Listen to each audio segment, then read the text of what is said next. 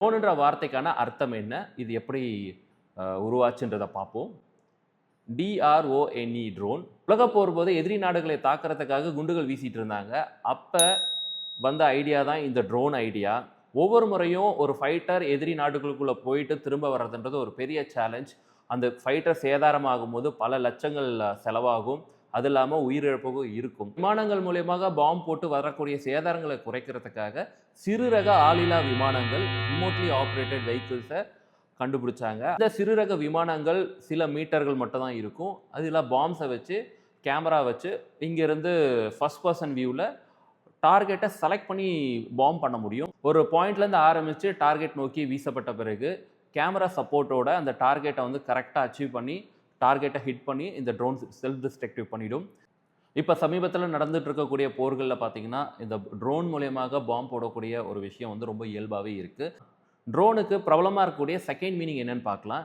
Dynamic remote operated navigation equipment. ட்ரோனுன்ற வார்த்தைக்கு நம்ம இயல்பாக எடுத்துக்கூடிய அர்த்தம் சரிதானான்னு கேட்டால் கிடையாது. Drone can be an ground vehicle, it can be an marine vehicle or it can be a aerial vehicle. இந்த நேவிகேஷன் எக்யூப்மெண்ட் ரிமோட்லி ஆப்ரேட்டடாக இருக்கணும். ஆள் உள்ளேருந்து ஆப்ரேட் பண்ணாமல் வெளியேருந்து ஆப்ரேட் பண்ணுற மாதிரி இருக்கணும். ஒரு ரிமோட்லி ஆப்ரேட்டட் நேவிகேஷன் எக்யூப்மெண்ட்டை டைனமிக் ஃபீச்சர் கொடுக்கணும் அப்படின்னால் அதால் அட்டானமஸாக இருக்கணும். ஒரு இடத்துலேருந்து இன்னொரு இடத்துக்கு போகிற மாதிரி இருக்கணும்.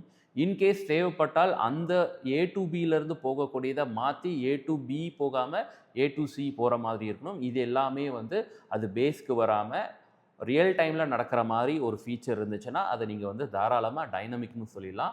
அப்போ ஒரு சிறு ரக விமானமோ இல்லை தரையில் போகக்கூடிய ஒரு கிரவுண்ட் வெஹிக்கிளோ இல்லை தண்ணியில் மிதக்கக்கூடிய ஒரு மெரைன் வெஹிக்கிளோ மூணுத்தில் எதுனாலும் இருக்கலாம். இந்த மூணுமே வந்து டைனமிக்லி ரிமோட்லி ஆப்ரேட்டட் வெஹிக்கிளாக இருந்துச்சுன்னா நீங்கள் ட்ரோனுன்னு கூப்பிட்டுக்கலாம்.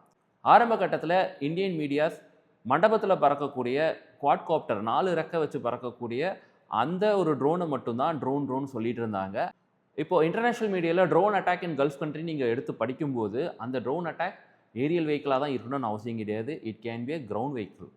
அப்போது ட்ரோனுக்கான அர்த்தம் உங்களுக்கு புரிஞ்சிருக்கும்னு நினைக்கிறேன்.